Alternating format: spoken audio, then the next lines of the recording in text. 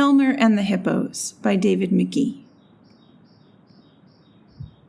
Elmer, the patchwork elephant, was having a friendly chat with Lion and Tiger when 3 angry elephants came by. "Elmer," said one, "the hippos have come to live here." "Tell them to go, Elmer," said the second. "There isn't room for them and us." "What if they don't want to go?" asked Elmer. "Tell them we'll make them," said the third elephant. Said Elmer. "Let me talk to them." "Hello, hippos," said Elmer.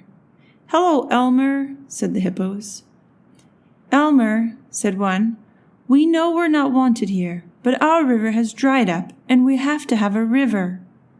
"Make yourself at home," said Elmer. "I'll speak to the elephants."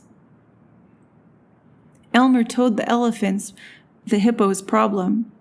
"Imagine if our river dried up," he said. The elephants agreed to let the hippos stay, but grumbled because the river would be crowded. "I'll take a look at the river," said Elmer. The hippos' river was completely dry. "Strange," thought Elmer.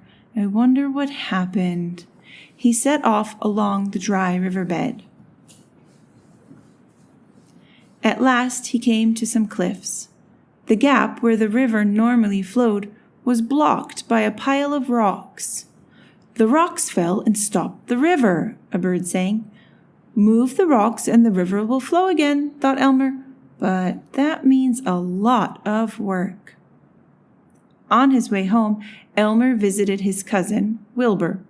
"Come on, Wilbur," he said. "I need your help." "Good," said the elephants when they heard the news. "The hippos can move the rocks and get their river back and go home." "It will take them ages," said Wilbur. "They don't have trunks." "Still, they can stay here and use our river." An elephant said, "If we help, it will soon be done." "Right," said Elmer. "Get a good night's sleep. We'll start early in the morning." The next morning, Elmer called the hippos. "Come on, we're going to get your river back.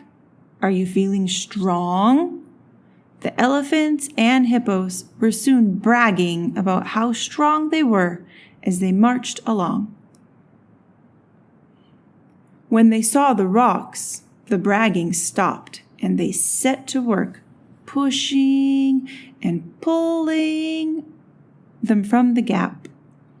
As the pile became smaller, they all became dustier. "I'd love a nice dip in the river now," said an elephant.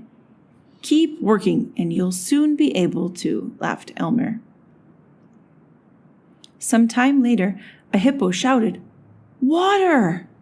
as the first trickle came through the rocks. "Careful," said Wilbur. "It will come with a rush." It did.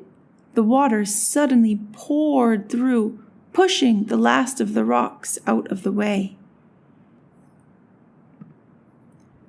Cheering and laughing, they all plunged into the river and forgot their tiredness as they washed off the dust and played in the water. When they finally parted, the hippos thanked the elephants and said, "Come and visit us any time." "You too," said the elephants. "Any time." Later, Elmer said, "You were all pretty friendly with the hippos in the end." "Of course," said an elephant. "Besides, imagine if our river dried up."